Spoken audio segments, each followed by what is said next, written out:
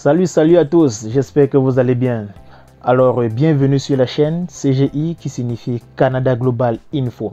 Sur cette chaîne, nous parlons d'immigration, plus principalement. Sur cette chaîne, nous parlons du Canada, plus principalement d'immigration Canada. Si le thème de cette chaîne vous intéresse, alors abonnez-vous et surtout n'oubliez pas d'activer la cloche de notification pour être informé de toutes nos prochaines vidéos. Moi, c'est Marcel Kamla, pour ceux qui ne me connaissent pas, et je souhaite la bienvenue à tous ceux qui sont nouveaux sur la chaîne. Donc, si vous êtes vraiment nouveau sur la chaîne, installez-vous confortablement et likez les vidéos. Surtout, n'oubliez pas de les partager aussi parce que sur cette chaîne, nous parlons des choses vraiment importantes, je dirais.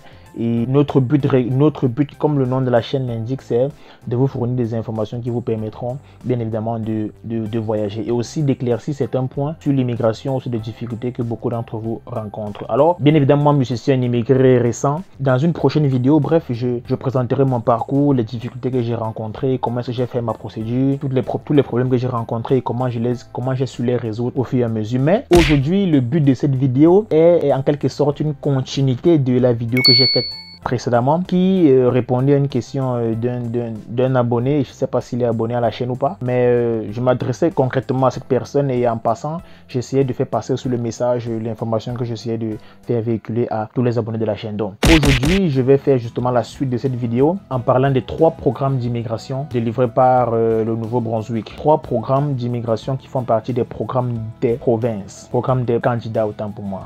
3 programmes de candidats. Donc dans ces 3 programmes, je vais les lister. Et on a le programme des travailleurs qualifiés du Nouveau-Brunswick. On a le programme d'initiative stratégique du Nouveau-Brunswick et le programme d'entrée express du Nouveau-Brunswick. Je dis bien le programme d'entrée express du Nouveau-Brunswick, pas le programme d'entrée express à l'état fédéral. Donc, pour tous ceux qui ont déjà un profil d'entrée express général, on va dire d'entrée express fédéral, du grand entrée express, pour tous ceux qui ont déjà ce genre de profil et qui désirent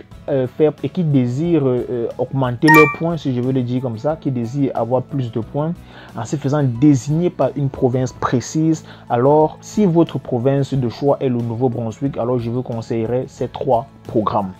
Bien évidemment, cette vidéo s'adresse déjà à une catégorie précise de personnes. Déjà ici, les 3 programmes vont exiger un contrat de travail. Donc les 3 programmes vont exiger un contrat de travail et je sais que c'est l'élément compliqué, c'est l'élément, on va dire, c'est le corps, on va dire c'est la corne sur la tête d'un animal, je sais pas trop, mais c'est un élément très compliqué à avoir de nos jours parce que bien évidemment, les employeurs ne sont plus vraiment ouverts à donner des offres, à fournir des offres d'emploi comme ça aux étudiants étrangers. Ils ont eux-mêmes leurs difficultés et ça se comprend d'un certain point. Vous savez, les employeurs canadiens veulent des personnes qui vont venir et vivre au Canada. D'ailleurs, vous allez le voir dans les critères que je vais lister bien après, que l'une des conditions phares d'être désigné par cette province, c'est de prévoir vivre et de travailler au Nouveau-Brunswick. Donc, c'est de pouvoir s'établir. Donc, c'est l'une des preuves importante que vous devez démontrer. Donc, parce que justement, les employeurs se sont rendus compte que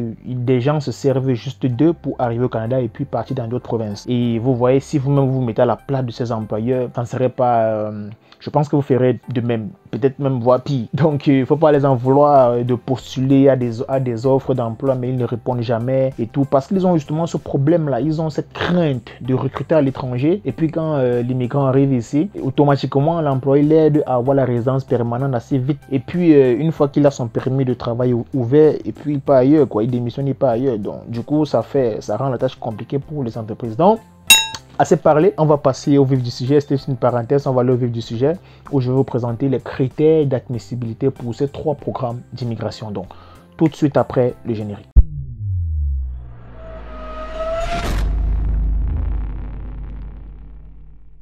Le premier programme ici, c'est le volet entrée express du Nouveau-Brunswick. Donc, qu'est-ce que ce volet nous demande comme critère d'admissibilité?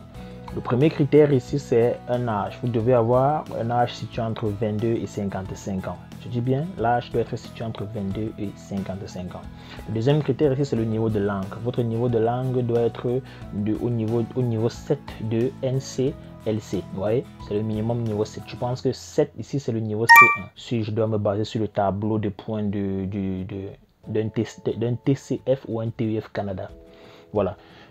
Le prochain critère ici, c'est l'équivalence d'un diplôme canadien d'études secondaires. Donc, c'est pas votre diplôme de votre pays, c'est pas le diplôme de votre pays, mais c'est le diplôme du Canada. Donc, vous devez avoir une équivalence de votre diplôme qui dit que vous avez au minimum dépassé, vous avez au moins le baccalauréat d'ici.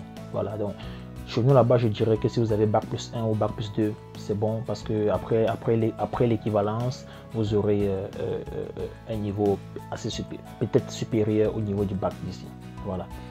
Donc l'autre condition, c'est d'avoir au minimum 1560 heures d'expérience continue dans une profession principale dans la CNP 0A ou B. Donc, je répète, au moins 1560 heures d'expérience continue dans la profession principale dans la CNP 0A ou B.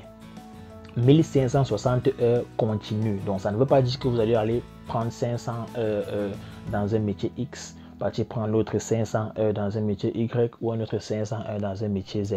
Non, non. C'est dans un seul métier que vous devez faire tous ces 1560 heures. Et ce métier doit être dans le niveau de CNP 0A ou B. Donc, quelque part autour de cette vidéo, vous allez voir une image vous présentant la CNP A0B.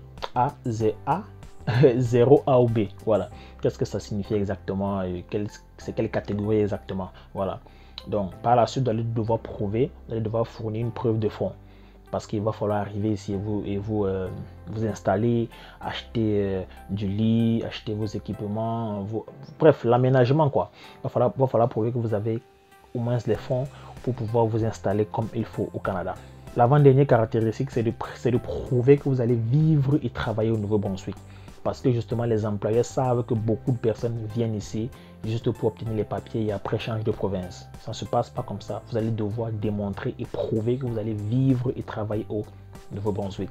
Donc, changez déjà votre mindset, changez déjà votre état d'esprit et commencez déjà à chercher des preuves palpables qui vont démontrer que vous voulez réellement vivre et travailler au Nouveau-Brunswick. Voilà. Le dernier critère ici, c'est d'obtenir 67 points sur 100. Donc, ça, c'est la note minimale.